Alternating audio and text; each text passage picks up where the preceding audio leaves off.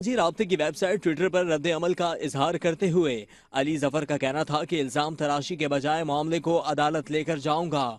यकीन है हमेशा सच की जीत होती है। मुझे कुछ छुपाने की जरूरत नहीं। झुकना मेरा तर्ज अमल नहीं। मैं बेटी और बेटे का बाप हूं और एक माँ का बेटा और एक औरत का शौहर भी हूं।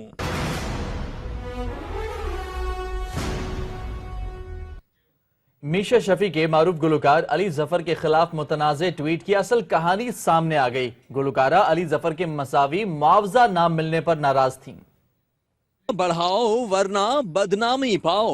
गुलकारा मीशा शफी की अली जफर के हवाले से मुतनाजा ट्वीट की असल कहानी सामने आ गई। असल मामला पैसे का निकला। गुलकारा एक म्यूजिकल प्रोग्राम में जज के फराइज अंजाम दे रही थी। प्रोग्राम फॉर्मेट के मुताबिक नवे प्रोग्राम की रिकॉर्डिंग से जजेस पैनल में अली जफर को शामिल होना था, लेकिन पहले तो मीशा शफी ने अली जफर को पैनल में शामिल न करने पर इसरार किया, लेकिन स्पॉन्सर के इनकार पर उन्होंने अपना मुआवजा भी अली जफर के बराबर करने का मुतालबा कर डाला।